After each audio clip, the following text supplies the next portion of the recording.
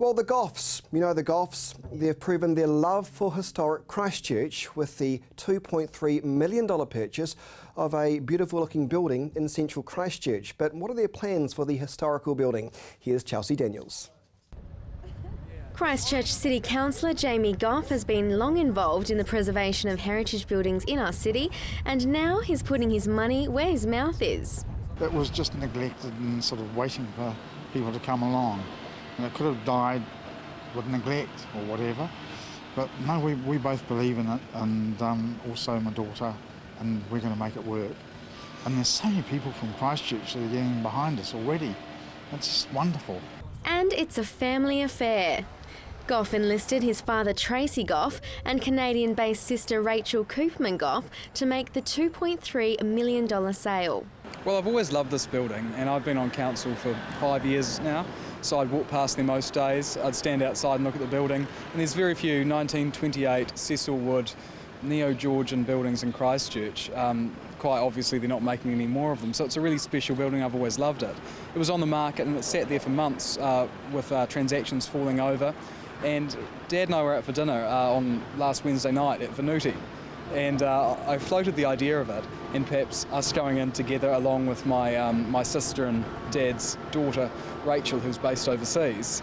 And the numbers aren't compelling for a heritage building because it needs a lot of work and a lot of love, but I think we're different to a lot of other people, that we have that long-term view. Dad got the bug and caught the enthusiasm, and I think the next day I was sending through a few of the numbers and emails, and we decided to do a nighttime raid with torches, and we had a look around the building, and we talked more Friday, had a look through the building with one of the agents, made an offer that day. The London-based owner verbally said that he'd accepted over the weekend, and on Monday he signed. Goff says his passion for protecting Christchurch's heritage-listed buildings is transcendent, and the purchase is in no way a money-making venture. It's for Christchurch and us, because this Christchurch needs this. And there's so little that's left after the earthquake. I mean, I was lucky I had a Historic Places Trust in the building that I had in Hereford Street, and it was just wrecked in the second earthquake.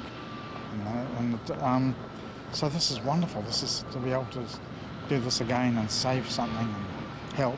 Absolutely, and it's such a special building, you know, you only need to look at it to see how unique it is. And I think that stuff needs to be celebrated. We've seen so many of these unique buildings go, and we really care passionately about the future of Christchurch. We back that, but it's really special if you can embrace some of the past if possible.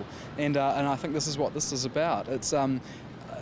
It has been neglected a bit over the years, and that's not what we're about. We want to put in a lot of love, a lot of investment to it. It should be a sought-after building. I think these sort of things always hold their value. They always have that X factor. So we really want to celebrate that and make sure that other people love it as much as we do. The Georgian-style building on Christchurch's Worcester Boulevard was designed by celebrated Canterbury architect Cecil Wood in 1928. Wood was a leader of architecture in New Zealand between both World Wars and had a major impact on architecture in Canterbury.